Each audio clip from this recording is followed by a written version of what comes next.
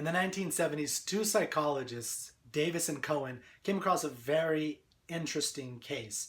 They called it the strange case of the rectal earache. That's right, you heard me correctly, the rectal earache.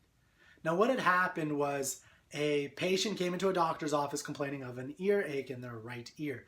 Very routine. The doctor prescribed a couple of eardrops to be put into the patient's right ear. So as doctors are wont to do, he wrote this in shorthand, and let me get a piece of paper. He wrote it, on a piece of paper with the number of drops and the actual eardrops, and he put R ear, right? See if you can see that. And then he handed it, he left it for the nurse. The nurse picked up the prescription. She went like this, and the patient came in, and she promptly put the eardrops into the patient's anus. That's right. And I can only imagine the look of horror and shock when the doctor was informed that the prescription was put to use in the way that he had wrote it, as in put these drops in the patient's rear. So the question is, why did this occur? Why would this highly trained, intelligent, nurse make such a foolish, unthinking mistake? And that's what we're going to kind of uncover a little bit in today's video. But I want to actually do something very, a little bit different, because I've been asked this by people of how to get more out of the reading that you do. And at booktales.org, we try to help people get the most out of reading, get more things out of reading. And here's one example. Today, I'm going to teach you my method of what I call the ABCs of reading or of thinking. That's ABCs of thinking is always be connecting.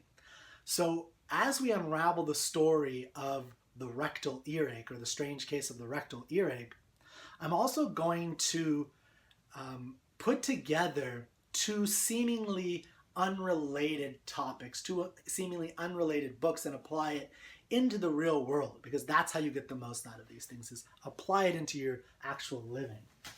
So I'm going to take this book, which is where I read the strange case of the rectal earache, and among many other fascinating cases.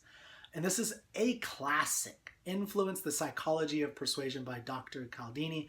For something like 30 years, this has been the standard for marketers, for salespeople to learn how to better market their products and services to gain influence over human behavior. Now, the other book is a book called The Moral Case for Fossil Fuels. And this is a book about our use and how we should think about using all the fossil fuels and the energy and wind, solar, and all those types of things, like putting it all together and helping the reader think about this very complex and controversial issue. So we're going to take these two seemingly unrelated books, and we're going to always be connecting, put them together, and try and come up with something. And I think this is a very helpful way to learn more from the books you read. And we're also going to apply it into the real world. So I want to give a couple more case studies, really very brief ones, to help us understand this very strange case of the rectal earache. So the first one is about an actor named Robert Young. In the 70s, Robert Young came onto a commercial, and he was featured in a commercial where he is informing a young mother about the health benefits of decaffeinated coffee. And then he has this brand called Sanka, and he hands it to her and says, oh, here you go, healthy, this is good for you. And for this guy moved product in the millions. For years, they played the same basic commercial. These marketers played the same basic commercial over and over and over, with this actor telling people about the health benefits of decaffeinated coffee. Well, why would anybody listen to an actor about the health benefits of decaffeinated coffee? The reason is because of the role that he played in his acting. He was known for being Dr. Welby in a very famous TV show about doctors. This is basically like the Grey's Anatomy of its time. And so he was associated as this authority figure in this field, even though he really wasn't. And it worked. compliance professionals or salespeople, marketers, they utilize this authority principle, this idea of our obedience to the authority, just like the nurse's obedience to the doctor, to sell lots of product. And this is something that marketers and salespeople utilize and leverage all the time. So what is the obedience principle? Well, one thing is that it is a very fundamental human behavior, that it's something that's automated, it's pre-thinking. So the nurse did not think about it because the nurse obviously knows the difference between a rectum and an ear. She knows the difference. So what happened was she just automatically followed instructions by this authority figure, and she didn't ask any questions. That's how automatic this is. And this is actually really important to our survivals as a species. I mean, if you think about it, if you're on a boat, if you're on a ship out in the middle of the Atlantic, and a guy in white with a white captain's hat says, "Get off the boat, we have to get off the boat, get into the life rafts." And you're like, "No, why should I listen to you to prove your authority, blah, blah, blah." No, you're going to be getting on those things because this authority figure tells you, otherwise you're going to die. Even if you're an authority figure, even if you're like a 5-star general on land, in this situation, you should listen. So it's a very important part of our human behavior to listen to authority. We need to listen to authorities very often. But the problem is when compliance professionals such as marketers, such as car salesmen, such as politicians try to convince us to get us to comply with their ideas, and they manipulate us because of it. That is where it becomes a problem. The last little case study I want to illustrate, and this is from, again, Influence, The Psychology of Persuasion. And it's an interesting case about jaywalking. And they found that psychologists found that when a person in a business suit jaywalks, a whole crowd is very likely to follow suit. No pun intended. But when a guy, if I'm wearing just normal t-shirt and pants and flip-flops and I jaywalk, more than likely not very many people are going to follow me.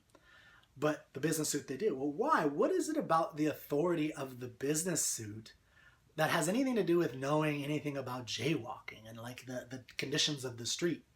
And they don't. It's just a blind obedience that we have with this. It's a very automated human behavior. And again, it's an important one, but it can be manipulated. And so one of the things that occurs in this book, Influence, is at the end of every chapter where he teaches a new weapon of influence that you can use legitimately if you're a salesperson or a marketer. And that's why it's been the gold standard for years. But it can also be used illegitimately, and you need to be aware of the differences. And he has a section at the end of each chapter called How to Say No. How to say no to these compliance professionals, these marketers, these salespeople, these politicians trying to sell you their product.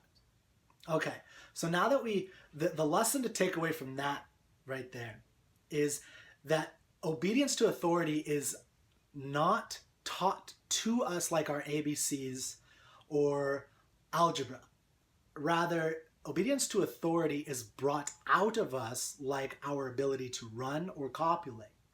And that's an important distinction to understand, that authority is some fundamentally human thing that we need to survive, but we need to be careful not to be manipulated into taking an action that we don't agree with, into purchasing a product or following a politician we don't agree with. And this is really important. Now that's why, that's how we bring in Moral Case for Fossil Fuels. Now this I found to be a very clear-headed book showcasing the different arguments on both sides of the debate of fossil fuels and green energy, and what should we do with our energy use, what should we do with coal, natural gas, oil, and so forth.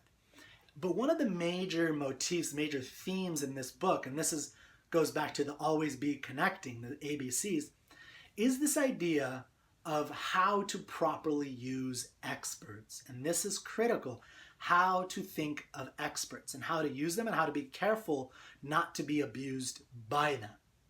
So in this section, he makes, Alex Epstein, the author, makes a case, an interesting point about the comment that we often hear in the media and by politicians, compliance professionals, that all scientists agree. And you can fill in the blank, global warming, we're depleting out of resources, whatever you want. But they say, normally the number you'll hear is 97% agree. Now, I'm not saying they're wrong. I think there's probably a lot of truth to it, and there's a lot that he says about the pros and cons to this type of thing.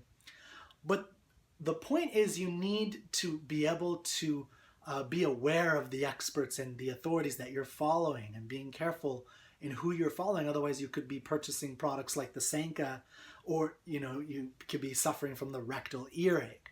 And here's one way to protect yourself in this. All scientists agree.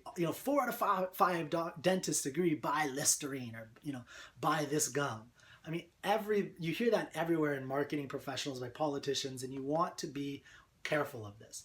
So here's the one way, the one question in the section by Robert Cialdini on how to say no. Here's one question to ask yourself that you need to start asking and answering in detail before you follow anybody who seems an authority. Here it is. Is this authority truly an expert in this field? So think of it like the Robert Young example. Is this person truly an authority when it comes to caffeinated and decaffeinated coffee? Is he a doctor with that kind of experience? And then you can ask, if you want, how truthful can we expect this expert to be? And obviously, if all you say is yes, you need to be able to give evidence and proof to yourself before you follow this person. So is this authority truly an expert in this field? This is a defense from the authority principle and falling victim to compliance professionals. So ask that question before you follow a prominent authority, an expert. Otherwise, you may suffer from the strange case of the rectal earache. Have a good day.